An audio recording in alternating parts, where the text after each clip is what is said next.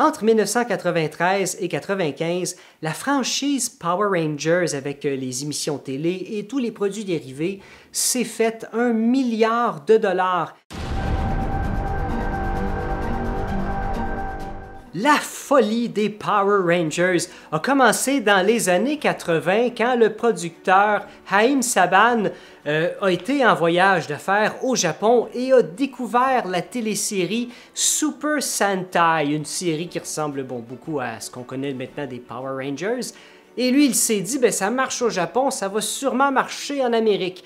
Et pendant 7 ans, il a essayé d'amener le show aux États-Unis. Et finalement, c'est Fox qui a décidé de prendre le projet. Et ils ont appelé ça, bon, les Power Rangers. La série avait un si petit budget que on prend les acteurs, bon, on présume toujours que les acteurs sont bien payés pour ce qu'ils font. Surtout dans le cas des Power Rangers, ils étaient non seulement acteurs, mais aussi ils faisaient beaucoup leurs propres cascades et ils étaient payés seulement 600 $ par semaine. Et en plus de ça, toutes les scènes de bataille où on voit le gros robot des Power Rangers se battre contre des gros monstres, ça n'a pas été tourné aux États-Unis. C'est des scènes qui ont été reprises de la série télé japonaise. Le premier film Power Rangers qui est paru en 1995 avait comme le show télé un tout petit budget, bon, un petit peu plus élevé que la télé quand même.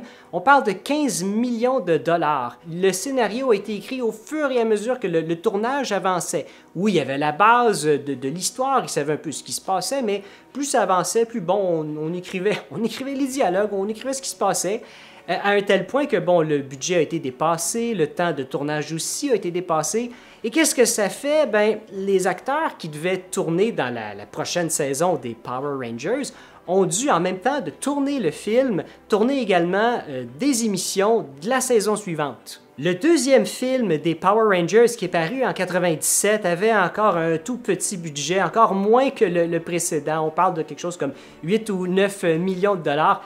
Et exactement comme celui de 1995, les acteurs ont dû tourner une partie de la saison suivante pendant le tournage du film. Et dans ses débuts, la série a eu un petit peu de controverse à cause de la violence. Bon, les Power Rangers ont été bannis en Nouvelle-Zélande, ont été retirés de certains postes télé au Canada. Mais le plus drôle là-dedans, c'est en Malaisie, l'émission a été interdite, pas à cause de la violence, mais à cause du titre. En anglais, le titre, c'est Mighty Morphin Power Rangers. Mais il y a le mot morphin, qui veut dire, bon, une transformation.